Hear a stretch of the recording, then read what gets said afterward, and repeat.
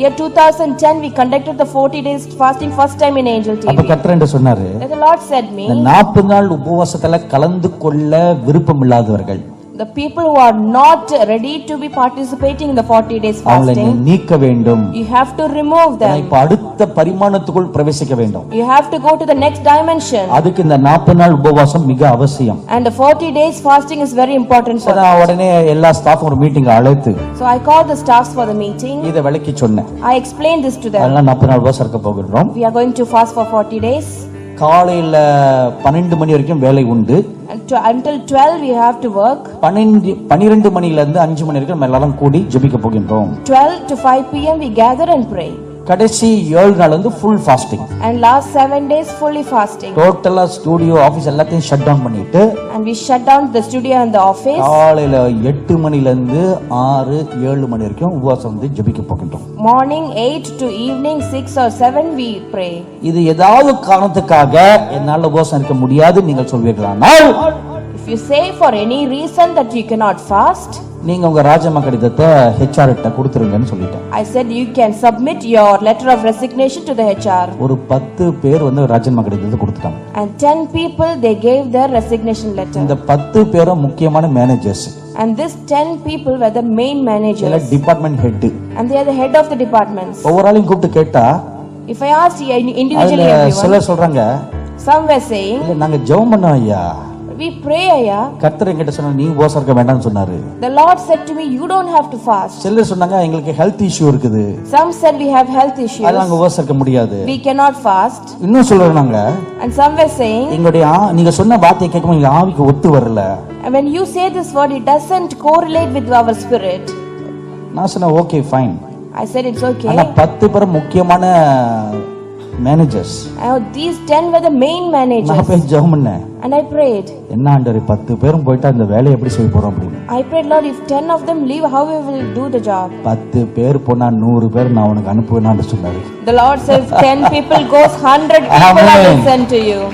சரி போங்கடான்னு சொல்லியாச்சு. I said okay, it's okay for you to go. 40 நாள் ஜெபத்தை நடத்தி முடிச்சோம். 40 days we finished the prayers. அந்த 10 பேருக்கு பதிலா இன்னும் அதிக திறமை உள்ள, அதிகமாக கர்த்தருக்கு பயப்படக்கூடிய புதிய ஸ்டாஃப்களை கர்த்தர் கொண்டு வந்து சேர்த்தார். And instead of that 10 people who left, the Lord gave more people with more talents and more God fearing. Amen.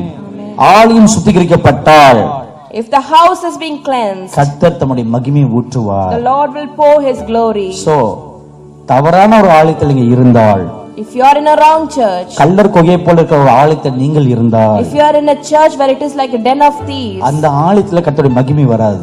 the glory of the Lord will not come in that place. கர்த்தருடைய மகிமை இந்த ஆலயத்துல வரலன்னா, if the glory of the Lord did not come in that place, நீங்களும் எப்படி அந்த மகிமை பெறுவீர்கள்? how you will receive that glory? இரண்டாவதாக, second thing, அந்த ஆலயத்தை விட்டு வெளியே வரணுமா வரக்கூடாது என்ற கேள்வி நீங்கள் கேட்டீங்கன்னா, if you ask the question if we have to come out of that church or not, அதுக்கு நான் பதில் சொல்ல மாட்டேன். I cannot answer that. இரண்டாவது காரியத்தை பார்ப்போம். And if we see the second thing, mark சுவிசேஷம் 14வது அதிகாரம், Mark chapter 16 14 14வது அதிகாரத்துல 12வது வசனத்திலிருந்து 16வது வசனம் வரைக்கும் அடுத்த ஒரு காரியத்தை நம்ம பார்க்கின்றோம். and from 12 to 16th verse we can see another thing happening. முதலில் ஒரு ஆலயம் ஆயத்தப்படுதலை பார்த்தோம். First we saw how the house was prepared first. இரண்டாவது, second thing, ஒரு தனி நபர், a single person, நீங்கள் எப்படி ஆயத்தப்பட வேண்டும், how you have to be prepared. அதை நம்ம பார்க்கணும். We have to see that. ஆலயமும் ஆயத்தமா இருக்கணும், house also should be prepared. ஆலயமாக இருக்கின்ற ஒரு விசுவாசி அவனும் ஆயத்தமாக இருக்க வேண்டும். A believer who is the temple of God, he should also be prepared. இந்த சம்பவத்துல ஒரு காரியத்தை நம்ம பார்க்கின்றோம். And we see a thing here in this. புளிப்பில்லாத அப்பம் பண்டிகை நாள் வருகிறது.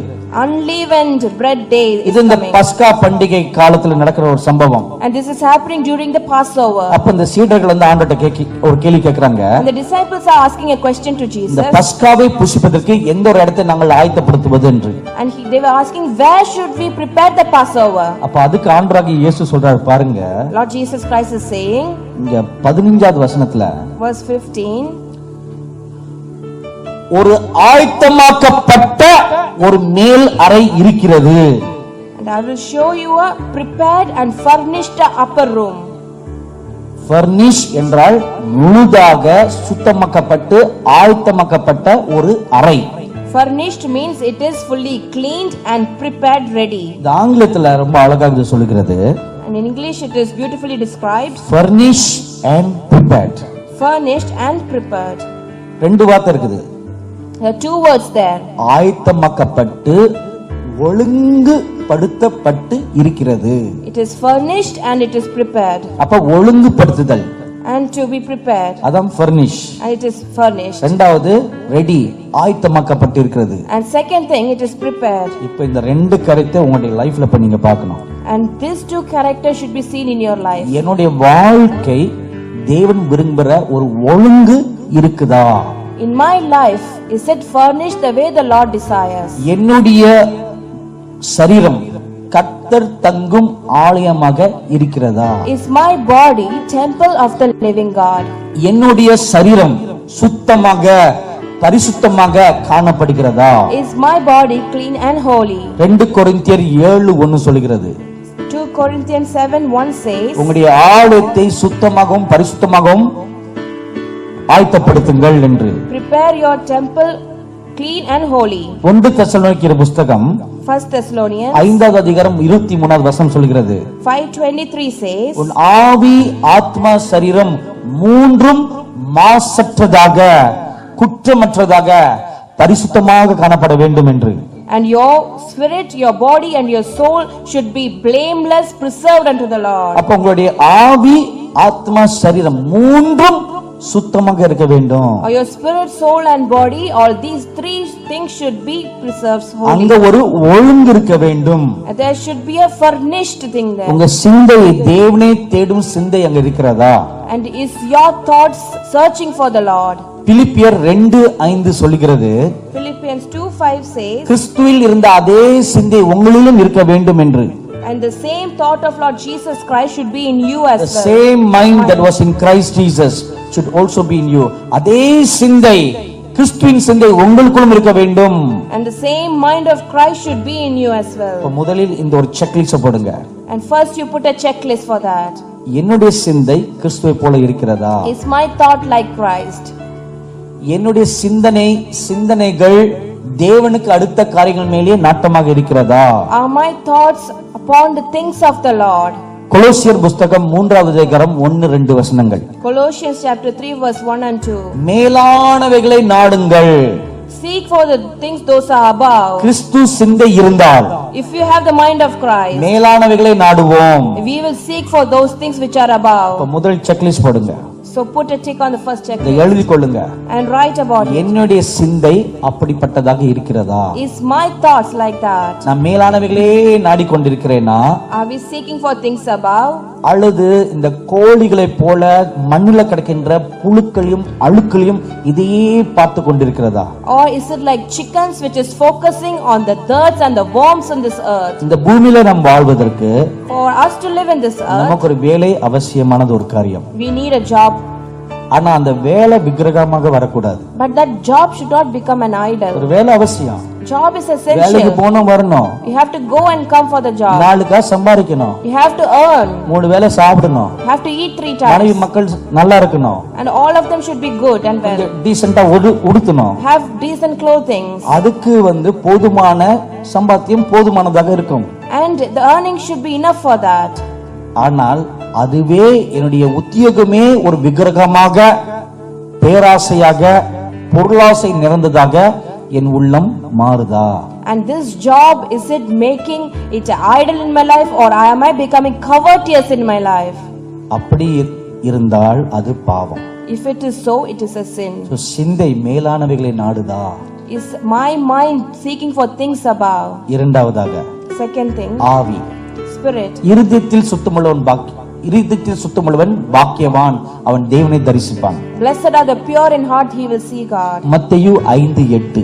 Matthew chapter 5 verse 8. எபிரியர் 12:14 சொல்கிறது, Hebrew chapter 12:14 says, பரிசுத்தம் இல்லாமல் ஒருவனும் தேவனை தரிசிக்க கூடாது என்று. without holiness no one can behold God. அப்ப என்னுடைய இருதயம் சுத்தமாக இருக்கிறதா? Is my heart clean? இப்ப நான் தேவனை தரிசிக்கணும். I have to see God. அநேகர் நம்ம வாஞ்சிக்கிறோம், Most of us நான் desire, இயேசுவை பார்க்கணும். I want to see சின்ன God. பிள்ளைங்களாம் தரிசனம் பார்க்கறாங்க. And the children are ஏன் seeing என்னால vision. பார்க்க முடியலன்னு பெரியவங்க வாஞ்சிக்கிறாங்க. Elders see why I am not able to see. சின்னவங்களுடைய மனசு சுத்தமா இருக்குது, And the heart of the little one is clean. Kabaddi கிடையாது, There's no wickedness. சுத்தமான சிந்தை, And is clear thoughts, சுத்தமான மனசு, pure heart, கள்ளம் கபடம் இல்லாத ஒரு சிந்தை மனசு.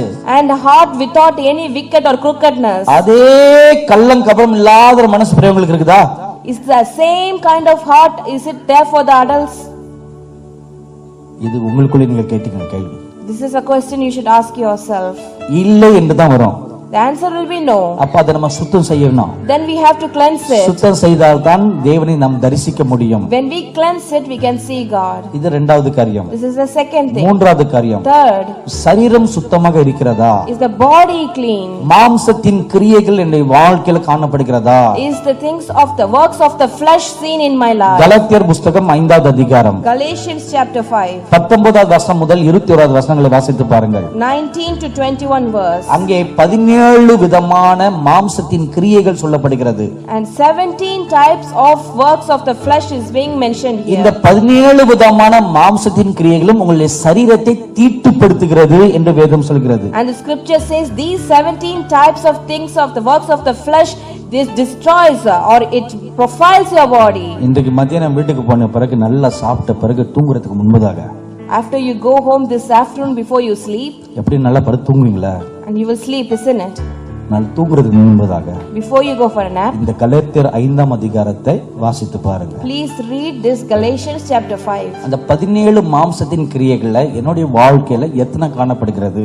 Out of the 17 works of flesh, how many are seen in my life? அங்க ஒன்று இருந்தாலும் Even if you find one, அது உங்கள் சரீரத்தை அசுத்தப்படுத்துகிறது, and it profanes your body, அது தீட்டுப்படுத்துகிறது, and it makes your body unholy, அப்பே அதை நீக்க வேண்டும். and that should be removed. இதை குறித்து தான் கலாத்தியர் புஸ்தகம் 5வது அதிகாரம் 24வது வசனம் சொல்கிறது. And this is what is mentioned in Galatians chapter 5 verse 24. ஆவில நடக்கிறவன் மாம்சத்தின் கிரியைகளை சிலுவிலே அறைய வேண்டும் என்று. The one who is walking in the spirit should crucify the flesh with affection. இந்த காரியத்தை நாம் செய்து நம்முடைய சரீரமாகிய ஆலயத்தை சுத்தப்படுத்த வேண்டும். By doing this, we have to cleanse our body, the temple of God. ஆமென். இதுதான் உங்களுடைய homework. And this is your homework. இன்றையிலிருந்து இந்த வருஷம் முடிகிற வரைக்கும் இதான் உங்க homework. From today onwards until the end of this year, this is your homework. ஸ்கூலுக்கு போனாங்க ஹோம்வொர்க் கொடுக்குறாங்களா இல்லையா? Isn't it they give homework in the school? கொடுக்குறாங்களா? And they do give. உங்க ஸ்கூல்ல பிரிட்டிஷ் ஸ்கூல்ல கிடையாதா? Is it not there in the British school? இருக்குதா இல்லையா? Is the homework இல்லையா? there? நல்ல ஸ்கூலாச்சே. இருக்குல்ல? உங்ககிட்ட இருந்து தான் நாங்களாம் கத்துக்கிட்டோம். And from you alone we have learnt it. இந்தியால ஹோம்வொர்க் இருக்குல்ல? அது யார் சொல்லி கொடுத்தா? பிரிட்டிஷ் தான் சொல்லி கொடுத்தாங்க. The homework business in India is being taught by the British. அதே மாதிரி இன்னைக்கு நான் உங்களுக்கு கொடுக்கும் homework. In the same way, this is the homework that I give you today. Amen. Amen. இந்த வருட இறுதிக்குள் Before the end of this year, உங்கள் சரீரங்களை ஆவியை ஆத்மை நன்கு ஆயத்தப்படுத்துங்கள். you prepare your body, spirit and your soul. December 31ஆம் தேதி வரைக்கும் காத்திருக்க வேண்டாம். Do not wait until December நீங்க 31st. எந்த அளவுக்கு உங்களை சுத்திகரித்துக் கொள்கிறீர்களோ The more you sanctify yourself, அதுக்கு முன்பதாகவே கர்த்தர் தம்முடைய 7 ஆவிகள் உங்கள் மேல் ஊற்றலாம். and the Lord will pour the seventh spirit upon you. Amen. Amen. So இது கர்த்தர் தம்முடைய பிள்ளைகளை தம்முடைய மக்களை ஆயத்தப்படுத்தும் ஆண்டாக இருக்கிறது. So this is the year the Lord prepares his people, his children. 2017வது வருஷம், The year 2017, அது இந்த பூமிக்கே ஒரு பெரிய திருப்புமுனை ஆண்டாக இருக்க போகிறது. it is going to be a turning point for the whole earth. அந்த ஆண்டு வரைக்கும் கர்த்தர் ஒரு கணக்கு வைத்திருக்கிறார். The Lord has a calculation until that year. 2014வது வருஷம் முடியும் மட்டும் Until the 2017 finishes, சரித்திரம் வேறு விதமாக மாறப் போகிறது. history is going to change in a different way. உலகத்தின் சாம்ராஜ்யங்கள் வேறு விதமாக மாறப் போகிறது. And the dynasties of the world is going to change in a different way. ஐரோப்பாவுல சூழ்நிலைகள் வேறு விதமாக மாறப் போகிறது. And situations in Europe is going to change in a different The way. political climate and the political culture and the political governments are going to go through a drastic change in Europe after 2017. இது நடக்க போகிறது. This is going to happen. அதுக்கு முன்பதாக Before that, கர்த்தர் தம்முடைய பிள்ளைகளை ஆயத்தப்படுத்துகிறார். the Lord is preparing his people. மக்கா பயங்கரமான காரிருள் பூமியை மூட போகிறது. Gross darkness is going to surround the earth. இது 2017க்கு பிறகு நடக்கும். And this will happen after 2017. அதுக்கு முன்பதாக Before that, கர்த்தருடைய ஆலயம் கலங்கரை விளக்காக மாற வேண்டும். and the house of the Lord should become like a bright light. Like a lighthouse, the church must become like a lighthouse in the midst of gross darkness. அதே போல கர்த்தருடைய பிள்ளைகளும் ஒவ்வொருவரும் ஒரு தீபங்களாக மாற வேண்டும். In the same way, the children of God should become individual lamps. ஆமென். ஆமென். அது உங்க கையில இருக்குது. And it is in your hands. இருளாக இருப்பதும் வெளிச்சமாக மாறுவதும் உங்கள் கையில் இருக்கிறது. It is in your hands to become darkness or to become bright light. எனக்கு அருமையானவர்களே, My dearly beloved, உங்கள் எல்லார் மேலும் கர்த்தர் தம்முடைய 7 ஆவிகளை ஊற்றி உங்களை வல்லமையாக ஒரு விளக்காக வெளிச்சமாக உபயோகப்படுத்த தேவன் விரும்புகிறார். The Lord desires to pour his seven spirit on each and every one of you and use you. நான் மீண்டும் சொல்கிறேன், I say again, சிறு பிள்ளைகள் மேல, upon the little children, வாலிபர்கள் மேல, upon the youths, வயோதிபர்கள் மேல, upon the elders, ஊழியர்கள் மேல, upon the ministers, குறிப்பாக பெண்கள் மேல, especially the women. இப்பொழுது கர்த்தருடைய கண்கள் அவர்கள் மேல இருக்கிறது. The eyes of the Lord is set upon them. உங்கள் நேரம் இப்பொழுது வந்துவிட்டது. Your time has come now. Amen. Amen. நீங்கள் எழும்பி பிரகாசிக்க வேண்டிய நேரம் வந்துவிட்டது. And it is time that our rise and shine. அதுக்கு நாம் ஆயத்தப்பட வேண்டும். And we have to be prepared for that. Amen. Amen. நாம் எல்லாரும் எழுந்து நிற்போம். Let us all rise to our feet. தொடும் என் கண்களையே உம்மை நான் காண வேண்டுமே, இயேசுவே உம்மையை நான் காண வேண்டுமே. தொடும் என் மனதினையே மனப்புண்கள் ஆற வேண்டுமே, இயேசுவே மனப்புண்கள் ஆற வேண்டுமே. தொடும் என் ஆண்டவரே, தொடும் என் ஆத்துமாவே, இயேசுவே உம்மையே போல் என்னை மாற்றுமே. தொடும் என் ஆண்டவரே, தொடும் என் ஆத்துமாவே, இயேசுவே உம்மையே போல் என்னை மாற்றுமே. தொடும் என் கண்களையே உம்மை நான் காண வேண்டுமே, இயேசுவே உம்மையை நான் காண வேண்டுமே. தொடும் என் செவிகளையே உம் குரல் கேட்க வேண்டுமே, இயேசுவே உம் குரலை கேட்க வேண்டுமே.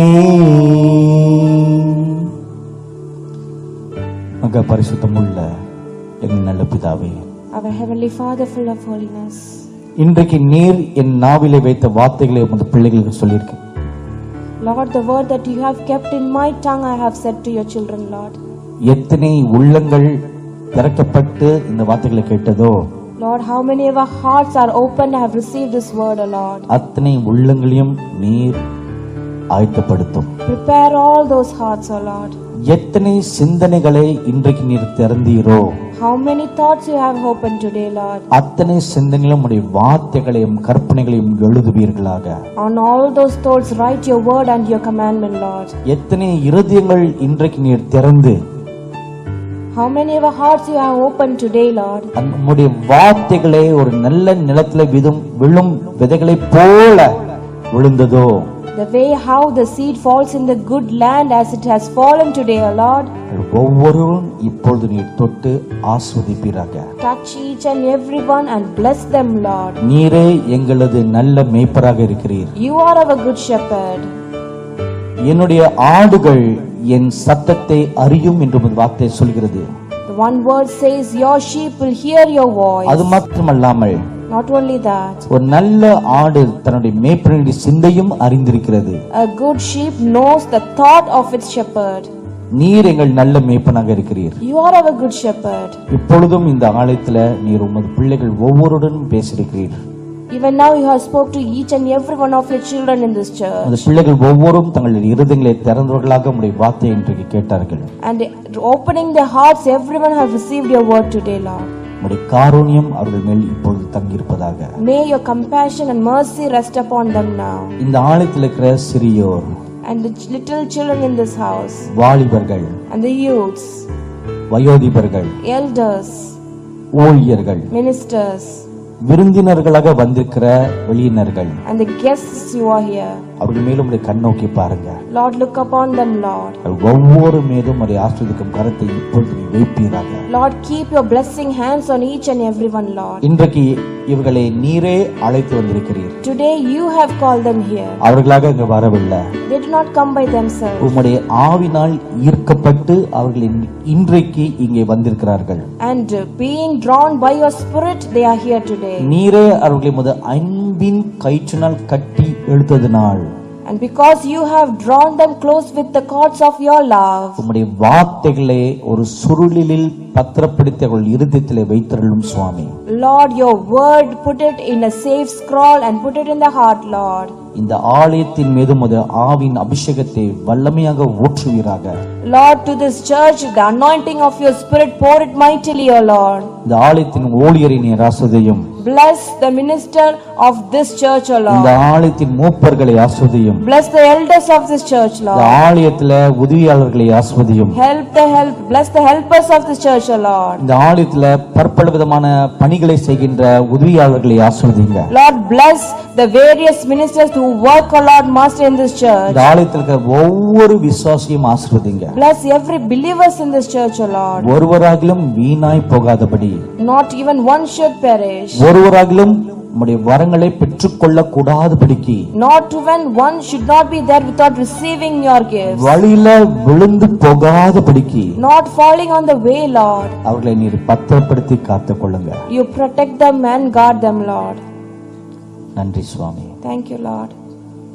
பாஸ்டர் முன்னாடி வாங்க. உங்க ஃபேமிலி எங்க?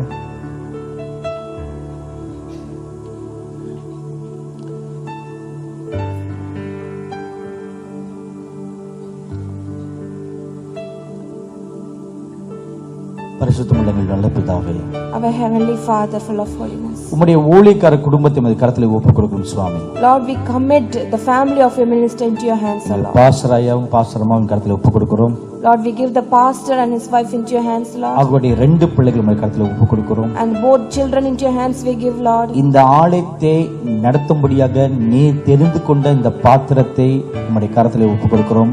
Lord, the vessel that you have chosen to lead this church into your hands we give, O Lord. உம்முடைய பணி செய்வதற்காக தங்கள் குடும்பத்தையே அர்ப்பணித்ததுக்காக உம்மை நாங்கள் துதிக்கிறோம். Lord, we praise you for they have committed their family to do your ministry, O Lord. 2 பிள்ளைகளையும் இப்போது கரம் நீட்டி தொட்டு ஆசீர்வதிங்க சுவாமி. Lord, stretch forth your hands and bless both the children, O Lord. இந்த 2 பிள்ளைகளும் ஆவிலே பலன் கொண்டு வளரவும், And both the children be strengthened in the spirit and grow. தேவனை அறிகிற அறிவிலே வளரவும், And to see you and to grow in the knowledge of knowing the Lord. ஞானத்துல, விவேகத்துல, புத்தியில, ஆற்றல சிறந்து வளர முடியாது நான் ஆசீர்வதிக்கிறேன். I bless them. இந்த பிள்ளைகள் இருவர் மேலும் கர்த்தருடைய ஆவியானவர் இறங்கி அவர்கள் செய்ய வேண்டிய வேலைக்காக அவர்களை உபயோகப்படுத்துவீராக சுவாமி. வாலிப வயதில் இருக்கிற இந்த பிள்ளைகளுக்கு உம்முடைய சித்தத்தை நன்கு அறிந்து கொண்டு அவர்களுக்கென்று இந்த கடைசி காலத்துல நீ வைத்திருக்கிற ஓட்டத்தில் அவர்கள் ஓடத்தக்க இந்த பிள்ளைகளை நீர் வல்லமையாக நிரப்பும்படியாக நான் பிரார்த்தனை செய்கின்றேன். நாங்கள் சின்ன பிள்ளைகள் தானே, எங்களால் என்ன செய்ய முடியும் என்ற எண்ணம் அவர்கள் உள்ளத்திலிருந்து அகற்றி இந்த 2 வாலிப பிள்ளைகள் மேலும் கர்த்தருடைய 7 ஆவிகளும் வல்லமையாக இறங்கி நிரப்பி தங்கள் வயதினராய் தங்கள் ஜெனரேஷன் வாலிப பிள்ளைகளை சந்திக்க முடியான ஒரு பாத்திரங்களாக இவர்களை நீ உபயோகப்படுத்தும்படியாக நான் பிரார்த்தனை செய்கிறேன் சுவாமி. தெப்ரா மேல இருந்த அந்த யுத்த வைராக்கியத்தின் ஆவிய இந்த அன்பு மகள் மேல் தங்கியிருக்கும்படியாக நான் பிரார்த்தனை செய்கிறேன் சுவாமி. கிதியோன் மேல் இருந்த அதே வைராக்கியத்தின் யுத்த வீரனின் ஆவியம் இந்த மகன் மீது தங்கியிருக்கும்படியாக நான் ஆசீர்வதிக்கிறேன் சுவாமி. 2 பிள்ளைகளும் உம்முடைய 2 கண்களை போல யுத்த வீரர்களைப் போல நீ உபயோகப்படுத்தும்படியாக நான் ஆசீர்வதிக்கிறேன் சுவாமி. கர்த்தருடைய தீர்க்கதரிசன அபிஷேகம் இந்த 2 பிள்ளைகள் மேலும் வல்லமையாக இறங்கி இருக்கும்படியாக நான் ஆசீர்வதிக்கிறேன் சுவாமி. தரிசன கண்களை இந்த பிள்ளைகள் அருளும்படியாக கர்த்தருடைய கரம் அவள் ஞான கண்களை திறந்தும்படியாக நான் பிரார்த்தனை செய்கிறேன் சுவாமி. தெளிந்த மனதை இந்த பிள்ளைகளுக்கு தருவீராக. கர்த்தருக்கு பயப்பட பயத்தின் ஆவியை இந்த பிள்ளைகளுக்கு நீ தந்தருவீராக. தாங்கள் நடக்கின்ற வழிகள் எல்லாம் தேவனுக்கு பிரியமாக இருக்கும்படியான தங்களுடைய வழிகளையும் தேவனுக்கு அர்ப்பணித்து இந்த சிறு வயது முதற்கொண்டே கர்த்தருக்கு பயப்படும் பயத்துல இந்த 2 பிள்ளைகளும் வளரத்தக்க நீர் அவர்களை ஆஸ்வதிப்பீராக. தேவரீர் உம்முடைய ஊழியக்காரையும் இப்பொழுது நீ தொட்டு ஆஸ்வதியும் சுவாமி. பூமியில எங்களுக்கு ஆஸ்திகள் சொத்துகள் சுகங்கள் வேண்டாம் ஆண்டவரே, உம்முடைய பணியை மாத்திரம் நாங்கள் செய்ய எங்களை அர்ப்பணிக்கின்றோம் என்று இந்த பிள்ளைகள் இருவரும் செய்த பிரார்த்தனையை நீ கேட்டிருக்கிற சுவாமி. பல நாட்கள் இரவு நேரங்களில் கணவனும் மணியும் கரத்தை கோர்த்து கொண்டு செய்த பிரார்த்தனை நீ கேட்டிருக்கிற சுவாமி. எப்படியாவது எங்களை கொண்டு நீர் இந்த தேசத்தில் ஒரு பெரிய காரியத்தை செய்யும் ஆண்டவரே, இதற்காகவே எங்களை நாங்கள் அர்ப்பணிக்கின்றோம்.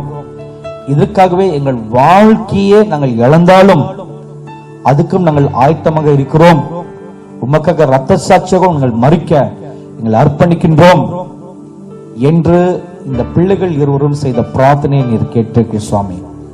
ஒருவரும் காணவில்லை, மறைவில 4 செவத்துக்குள்ள தங்கள் பிள்ளைகளுக்கும் தெரியாத செய்த இந்த பிரார்த்தனையை முதல் முறையாக அவர்கள் செய்த பொழுது நீர் அவர்கள் நடுவில் நின்று கொண்டு அன்றைக்கு ஜூலை 17வது நாள் அவர் ஏறெடுத்த அந்த பிரார்த்தனை சுவாமி, அன்று இரவு 7 மணிக்கு செய்த அந்த பிரார்த்தனையை நீர் மாத்திரமே அந்த அறையில அவர்களுக்கு நடுவில் நீ நின்று கொண்டு உம்முடைய தூதர்களும் அங்கே நின்று கொண்டு அந்த பிரார்த்தனையை கேட்டார்கள் சுவாமி. அன்றைக்கு உங்களுடைய பிள்ளைகளுடைய உள்ளத்துல நீர் ஒரு வாக்குத்தத்தத்தை வைத்தீர்.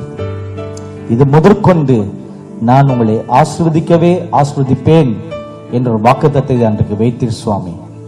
நிச்சயமாகவே எனக்காக மரண பரியந்தம் நீங்கள் உண்மையாக இருப்பீர்களா என்று கூட பரிசுத்த ஆவியினுடைய ஒரு உணர்த்துதலை அன்றைக்கு அவர்கள் உணர்ந்தார்கள் சுவாமி. பல ஆண்டுகள் முன்பதாக உமது பிள்ளைகள் தங்கள் வாழ்க்கையும் தங்கள் குடும்பத்தையும் தகன பலியாக உமது பீடத்தில் வைத்ததை இன்றைக்கு பகிரங்கமாக சபையார் நடுவுல நான் அன்று அங்கே இருந்தேன், நான் கேட்டேன், அறிந்தேன், இப்பொழுது அதை கனப்படுத்தும் நேரம் வந்தது என்று சொல்லத்தக்க நீர் யாவரும் கேட்கும் வண்ணமாக இந்த காரியத்தை வெளிப்படுத்தி உங்கள் பிள்ளைகளுக்கு சொல்கிறபடினால தேவரையும் நாங்கள் துதிக்கிறோம். அவ்விதமாக இந்த பிள்ளைகளை நீர் ஆஸ்வதிப்பீராக, கரங்களை தொட்டு ஆஸ்வதிப்பீராக சுவாமி. ஊழியக்காரருடைய வலது கரத்தை தொட்டு ஆஸ்வதிப்பீராக, அது மேல குணமாக்கும் வரங்களை வைத்து ஆஸ்வதியும் சுவாமி. அநேக நாட்களாக அவர்கள் வேண்டிக் கொண்ட காரியத்தை இந்த நாட்கள்ல நீர் செய்வீராக. வியாதியஸ்தர்கள் யாரு வந்தாலும் அவர்கள் மேல் தங்கள் கரங்களை வைத்து பிரார்த்தனை செய்யும் பொழுது வியாதியஸ்தர்கள் யாவரும் சொஸ்தமாகும்படியாக இயேசு கிறிஸ்து நாமத்தினால சுகமாக்கும் வரத்தினால இந்த பிள்ளைகளை நிறைத்தரலும் ஆண்டவரே. அதே போல நொறுமுண்ட இருதயத்தோட வாழ்க்கையில தோல்வி அடைந்தவர்கள், எதிர்காலத்தில் ஏமாற்றம் அடைந்தவர்கள், வாழ்க்கையை கேள்விக்குறியாக இருக்கிறதே, தேவனுடைய சித்தம் என்ன என்று நோக்கி அவர்களிடம் வரும்பொழுது உமது ஊழியக்காரியம் தீர்க்கதரிசன வரத்தினால் நிரப்பி காலங்களை அறிந்து கொள்ளக்கூடிய ஞானத்தின் வரத்தினாலும் நிரப்பி அவர்கள் நடக்க வேண்டிய வழிகள் இன்னதென்று போதிக்கத்தக்கதாக, வழி நடத்தும் தக்கதாக, டெபரா எப்படி அந்த இஸ்ரேல் தேசத்துக்கு ஒரு நியாயாதிபதியாகவும் ஒரு தீர்க்கதரிசியாகவும் இருந்து கொண்டு இஸ்ரேல் தேசத்தின் மக்களை வழி நடத்தினார்களோ, அதே போல இந்த சபையில் இருக்கிற மக்களையும் தன்னிட பிரார்த்தனையை வேண்டிக் கொண்டு வருகிற மக்களை வழிநடத்தத்தக்கதான இந்த தீர்க்கதரிசன அபிஷேகத்தினால, தீர்க்கதரிசன ஆவினால அந்த அன்பு மகளை நீ நிறைத்தருளும், நிறைத்தருளும் ஆண்டவரே, நிறைத்தருளும். நன்றி இயேசுவே. உம்முடைய காருண்யம் இந்த அருமையான குடும்பத்தை சூழ்ந்து கொண்டு பாதுகாத்துக் கொள்வராக.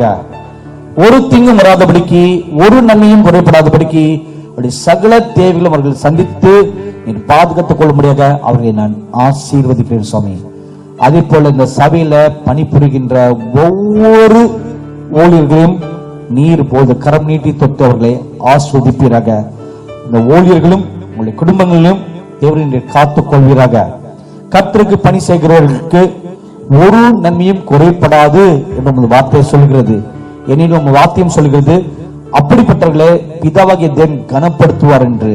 அந்த வார்த்தையின்படி இங்கே பணி செய்கிறவர்கள் காசு பணத்தை எதிர்பாராமல் தியாகத்தோட கர்த்தருக்கு பயப்பட பயத்தோடு பணி செய்கிற ஒவ்வொருவரையும் நீர் ஆசீர்வதித்து கனப்படுத்தும்படியாக நான் பிரார்த்தனை செய்கிறேன் சுவாமி. அதே போல இந்த சபையில அங்கத்தினர்களாக இருக்கிற ஒவ்வொரு அன்பு பிள்ளைகளையும் நீர் கரம் நீட்டி அவர்களை தொட்டு ஆஸ்வதிப்பீராக. உம்முடைய கிருபை அவர்களை சூழ்ந்து பாதுகாத்துக் கொள்வதாக. அவருடைய தேவைகள் யாவரையும் சந்தித்தருள்வீராக. தீங்கானது அவர்கள் வாசல் அண்டையில கூட வராதபடிக்கு, நன்மையானதும் அவர்களை விட்டு தூர விலக்கி இராதபடிக்கு உம்முடைய கிருபை எப்பொழுதும் உண்மையில் தங்கியிருக்கும்படியாக நான் பிரார்த்தனை செய்கிறேன் சுவாமி.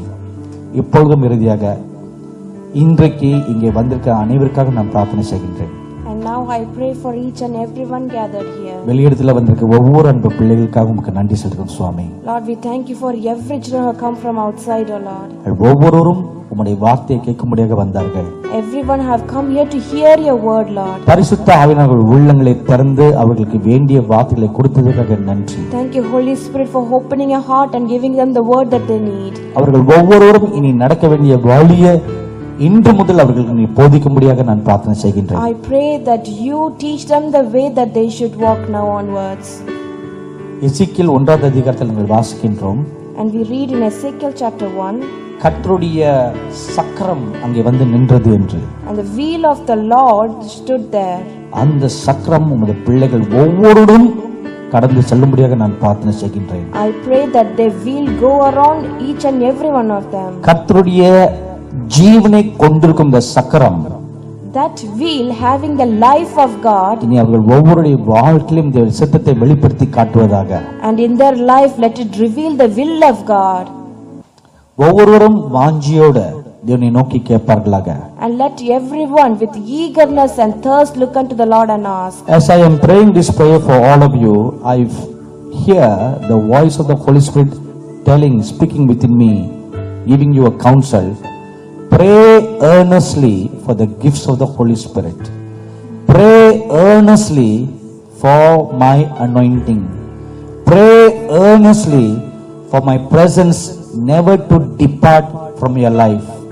Pray earnestly that you will remain in me.